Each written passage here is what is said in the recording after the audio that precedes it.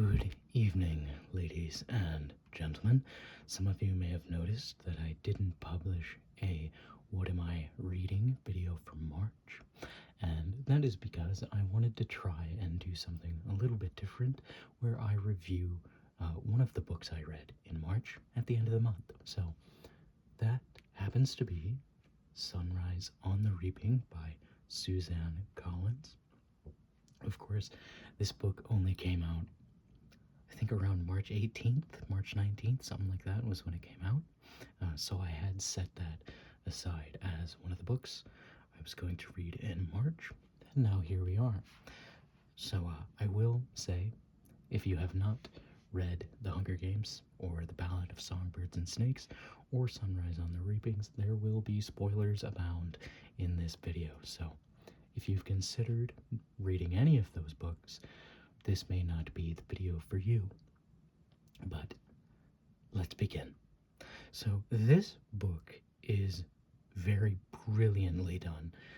Just from a technical standpoint, I've been so impressed by Suzane Collins as a writer, because it feels like every time I pick up one of her books, she's gotten better at writing. And, you know, every time she releases a new book, I always feel like this is my favorite book of hers. And, you know, some of that's probably recency bias, but in this case, I don't quite know if I can say that's true, because I still love The Ballad of Songbirds and Snakes. It's probably my favorite book of hers. You know, pending further reading of this book, like a month from now, if I reread this, that may change, but for the time being, this is probably second in how I would rank the Hunger Games books. But this is truly a very well done prequel.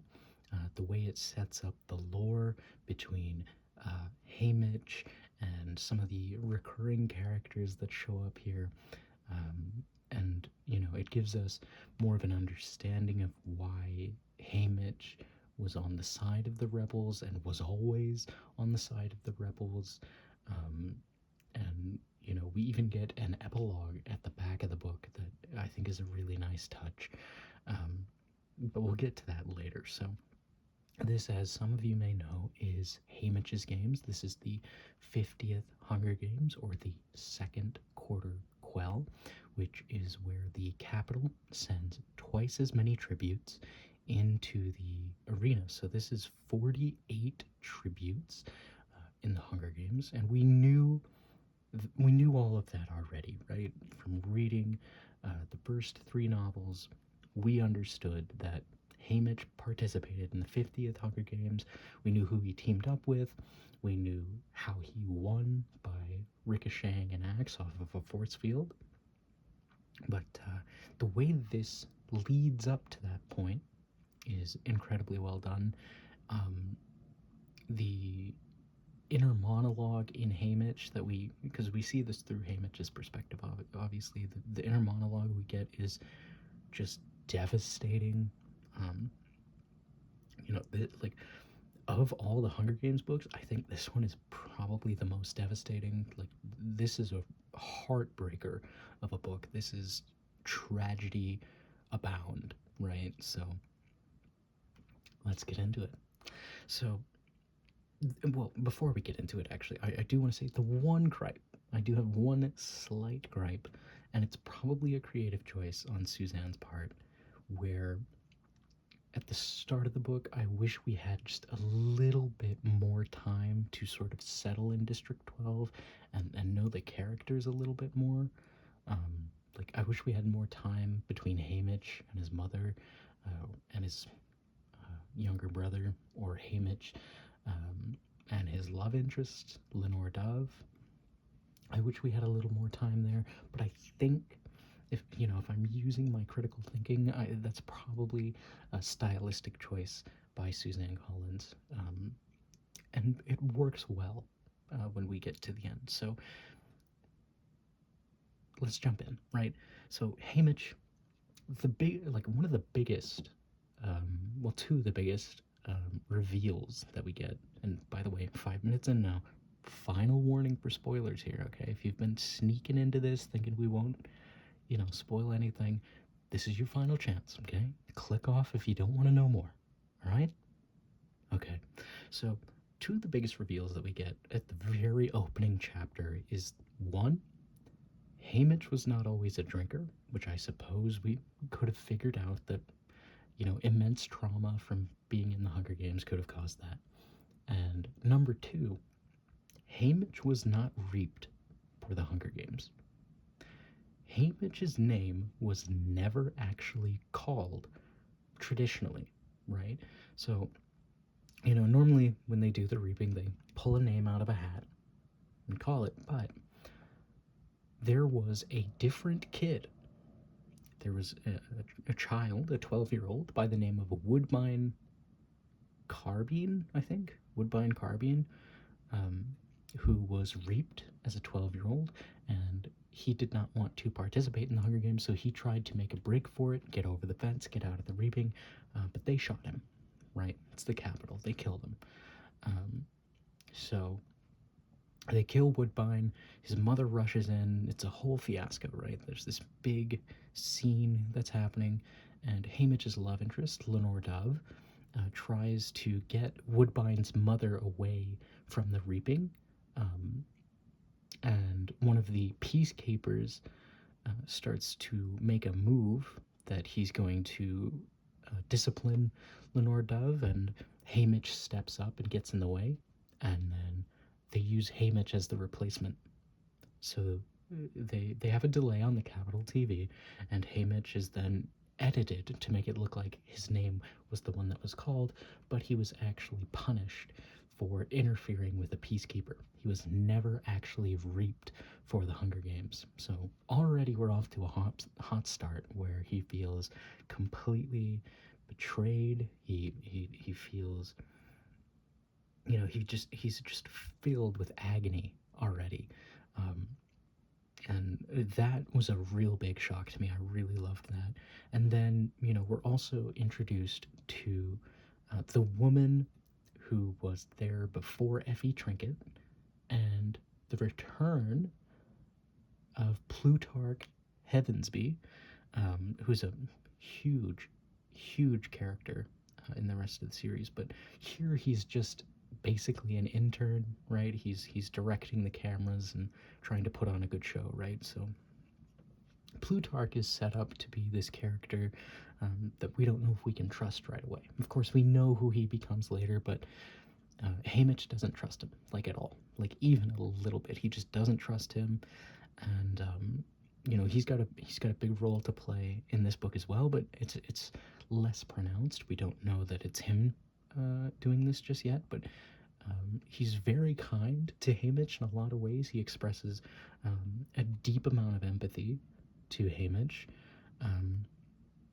and then it's just the way that this book builds on all of these characters that we've seen before, that we've spent time with, that we've met, and builds them up and fleshes them out, I thought was brilliant. Because Plutarch is not the only one that returns. But before we get to some of those others, there's also another scene that I really, really liked, where,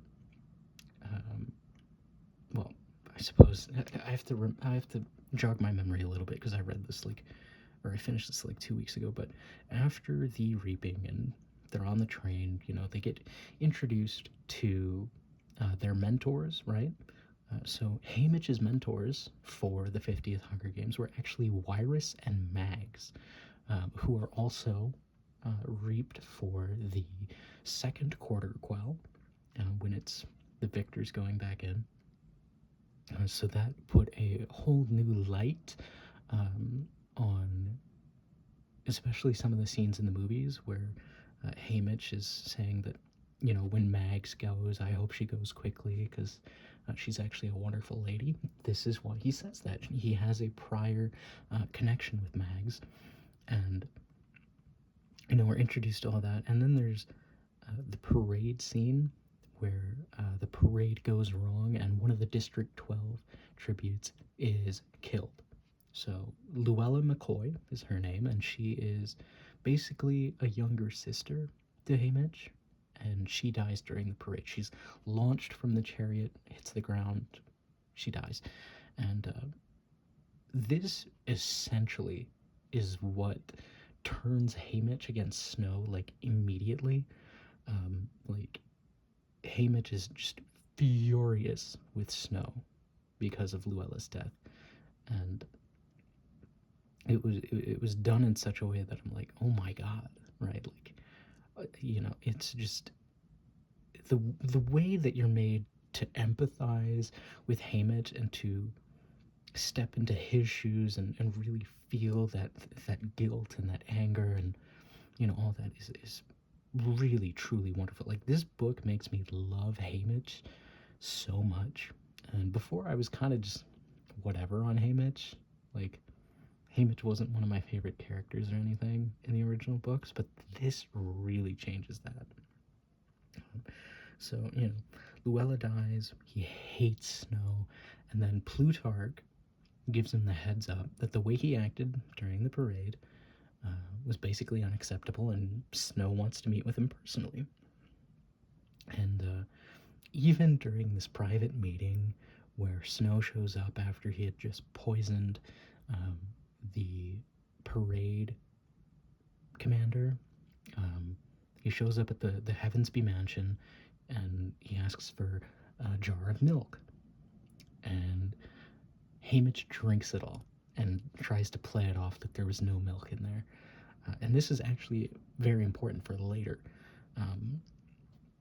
He drinks all the milk, and Snow is basically like, Snow in this book is just the devil himself. Like, Snow in this book is so menacing. He's so just off-putting. He's terrifying. He's back to being not that he wasn't already, but I think this book partly was written as a reminder that Snow is not a man that we should be idolizing. Like, Snow is pure evil in this book. And, it's just like the scenes with Katniss in Mockingjay that I loved, where it's their one-on-one conversations, and Snow is there, and he's imposing, and Snow is one of my favorite villains ever, and he does not disappoint in this book either. But Haymitch drinks the milk, and he's being rebellious, like, through and through. And there's a reveal. I don't want to spoil this part for you, because there's a reveal during this scene in the Heavensby mansion that completely shattered me when I read it.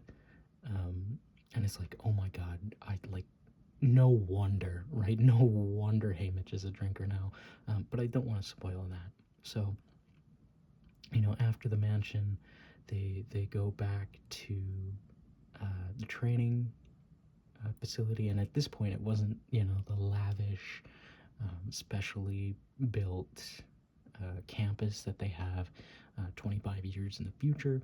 It was just a gymnasium that had been run down. I'm pretty sure, because, my memory is not as good as it should be for my age, but I'm pretty sure it's the same gymnasium that showed up in the Ballad of Songbirds and Snakes, but now it's just run down and they don't use it anymore. But I could be wrong.